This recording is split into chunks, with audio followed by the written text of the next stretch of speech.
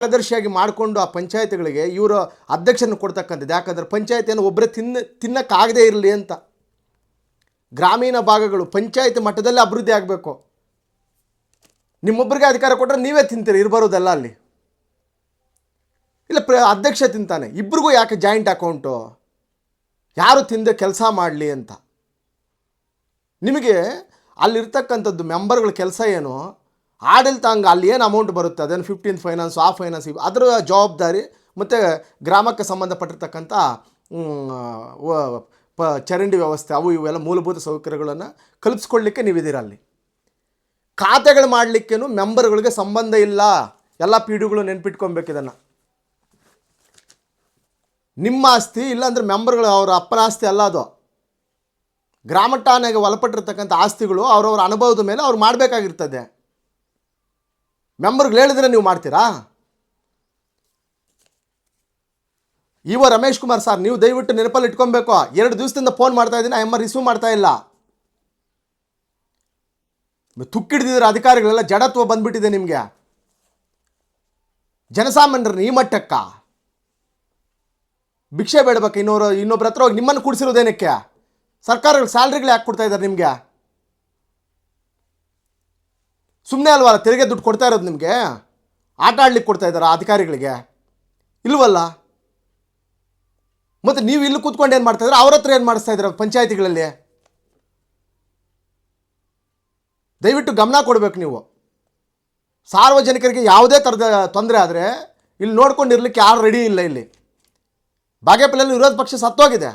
ಇರೋದು 2 ಗುಂಪು. ಒಂದು ಜನರ ಜೊತೆ ಇರಬೇಕು, ಇನ್ನೊಂದು MLA ಜೊತೆ ಇರಬೇಕು. ನೀವೆಲ್ಲ ಅಧಿಕಾರಿಗಳು MLA ಜೊತೆ ಇದ್ದೀರಾ? ಗೊತ್ತಾಗಲ್ವ ಇಂಥವೆಲ್ಲ? ನಿಮ್ಮ ಹತ್ರ 4 ಸತಿ ಬಂದವರಂತಲ್ಲ ರಮೇಶ್ ಕುಮಾರ್ ಸರ್, ಕೇಳ್ತಾ ಇದ್ದೀನಿ ಅವರಿಗೆ 4 ಸತಿ ಆ ಯಮ್ಮ ನೆಗಾಡ್ತೀರಾ? ಜನರು ಬಂದರೆ ನಿಮ್ಮ ಹತ್ರ ಇವತ್ತಿರ್ತೀರ, ನಾಳೆ ಹೋಗ್ತೀರಿ ಸರ್. ನೀವು 2 ವರ್ಷ 3 ವರ್ಷ ಇದ್ದು ಹೋಗೋರು ನೀವು.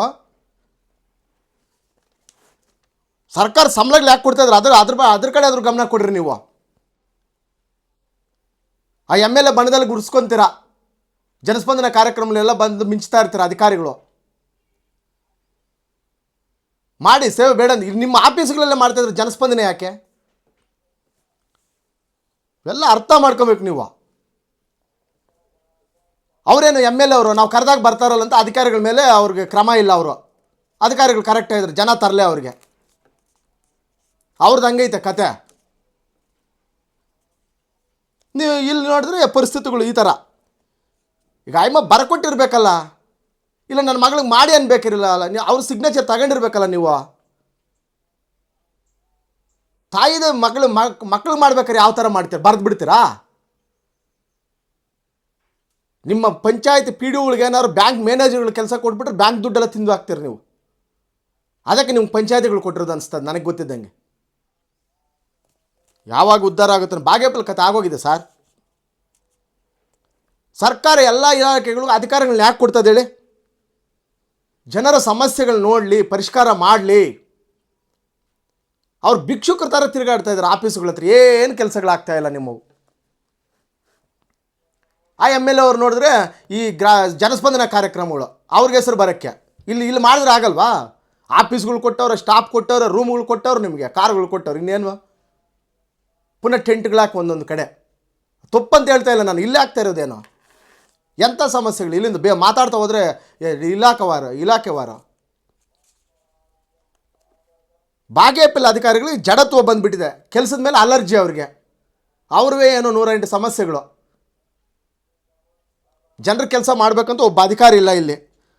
ನಿಮ್ಗೆ ಸಂಬಳ ಕೊಡ್ತಾ ಇರೋದು ಕೂಡ ಜನರ ಕೆಲಸ ಮಾಡಲಿ, ನಿಮ್ಮ ಸ್ವಂತ ಕೆಲಸ ಮಾಡ್ಕೊಳ್ಳಿಕ್ಕಲ್ಲ ಸ್ಯಾಲ್ರಿಗಳು ಕೊಡ್ತಾ ಇರೋದು ನಿಮಗೆ.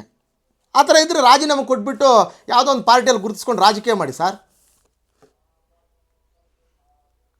ಆ ಲಕ್ಷ್ಮೀಕಾಂತ್ ಮೇಡಮ್ ಅವರು ಫೋನ್ಗಳಿತ್ತಲ್ಲ ನೋಡ್ರಿ, ಇದು ಒಂದು ಕರ್ಮ, ದೊಡ್ಡ ಕರ್ಮ. ಫೋನ್ ಎತ್ತಕ್ಕೇನು ಅಥವಾ ಫೋನ್ ಮಾಡೋಕ್ಕೇನು? ಆಮೇಲೆ ರಿಟರ್ನು ಯಾವುದೂ ಇಲ್ಲ, ಎರಡೂ ಇಲ್ಲ. ಅಂದರೆ ಇದಾರಾ ಇಲ್ವಾ? ತಾಲೂಕಲ್ಲಿ ಇದಾರಾ ಅಥವಾ ಇಲ್ವಾ? ಇದನ್ನು ತಿಳಿಸ್ಬೇಕಾಗಿದೆ ಜನರಿಗೆ. ಆ ತಿಮ್ಮಂಪಲ್ಲಿಯಲ್ಲಿ ಒಂದು ಕಾಲದಲ್ಲಿ most powerful party sir, communist. ಅದಿದ್ದಿದ್ರೆ ಸರಿ ಹೋಗೋದು ನಿಮಗೆ.